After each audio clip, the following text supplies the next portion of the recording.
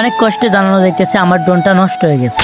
আসসালামু আলাইকুম এভরিওয়ান, সবাই কেমন আছেন? আশা করি সবাই ভালো আছেন। আমি তেমন একটা ভালো নেই। ভিডিওটার থাম্বনেল এবং টাইটেল দেখে বুঝে ফেলছেন যে কি হয়েছে। মূলত আমার ড্রোনটা নষ্ট হয়ে গেছে, আর কিভাবে নষ্ট হয়েছে, কেমনে নষ্ট হয়েছে বিস্তারিত ভিডিওতে থাকবে। মূলত ঘটনা হয়েছে বেশি শখের জিনিস না, আমার ভাগ্যে আবার বেশি দিন থাকে না, নষ্ট হয়ে যায়। তো মূলত ড্রোনটা কিছুই করে নেই, এমনি রেখে দিয়েছিলাম। আর পরবর্তীতে আজকে আমি ড্রোনটা বাই করে দেখি যে আমার ক্যামেরাটা ঘোলা হয়ে গেছে। আমি ভাবছিলাম যে ক্যামেরাটা কোনো প্রবলেম হতে পারে, হয়তো বা রিসেট মারলে ঠিক হয়ে যাবে, বাট রিসেট মারার পরে ঠিক হয় নাই। তো এই কারণে মূলত আমার এক বড় ভাইয়ের সাথে দেখা করতে যাচ্ছি। সে ক্যামেরা সম্পর্কে এবং ড্রোন সম্পর্কে ভালো বোঝে, ভালো জানে। আর গাইস এখন মূলত কিন্তু আমি চান্দাইগোনাতে আছি, আর এটা কিন্তু চান্দাইগোনা সিরাজগঞ্জের ভিতরে পড়ছে। আর সামনে যে ওভারব্রিজটা এটা পার হলে কিন্তু বগুড়া জেলার ভিতরে পড়ে গেছে, আর এটা কিন্তু একদম সিরাজগঞ্জ জেলার লাস্টে। এই যে মূলত আমরা যে ওভারব্রিজটার উপরে উঠলাম, এটা কিন্তু এখান থেকেই কিন্তু বগুড়া জেলা শুরু হয়ে গেল। আর গাইস দেখেন ওয়েদারটা কত সুন্দর। আর আজকে মূলত আমি যে ভাইয়ের সাথে দেখা করতে যাচ্ছি, ভাইটার বাসা হচ্ছে ধনকুন্টিতে, এটা কিন্তু বগুড়া জেলার ভিতরে পড়ে গেছে। আর গাইস কি বলবো, দুঃখের কথা, অনেক ঘাটাঘাটি করার পর আমার এই ভাইটা বললো যে আসলে তোমার কোনো সেটিং এ প্রবলেম হয় নাই, প্রবলেম হয়েছে তোমার ক্যামেরাতে। মূলত তোমার ক্যামেরা ঝাপসা হয়ে গেছে, এটা হয়তো বা কোনো রেবনে প্রবলেম হতে পারে। আর গাইস ভাইটির কথা শুনে মনটা খুবই খারাপ হয়ে গেল যে কোনো সেটিং এ প্রবলেম নাই, প্রবলেম হচ্ছে ক্যামেরার রেবনে। আর গাইস এই ড্রোনটা ঠিক করতে কিন্তু ঢাকায় যাইতে হবে। আমাদের সিরাজগঞ্জ এবং বগুড়াতে কিন্তু ড্রোন ঠিক করার মতন কোনো টেকনিশিয়ান নাই। যদি আমাদের সিরাজগঞ্জ জেলায় এবং বগুড়াতে যদি কোনো ড্রোন ঠিক করার মতন টেকনিশিয়ান জানা থাকে আপনাদের কাছে, অবশ্যই সবাই একটু কমেন্টে জানিয়ে দিবেন। আর গাইস আজকে ভিডিওটা এই পর্যন্ত, কেমন লাগলো অবশ্যই সবাই একটু কমেন্টে জানিয়ে দিবেন। টাটা, বাই বাই, আল্লাহ হাফেজ।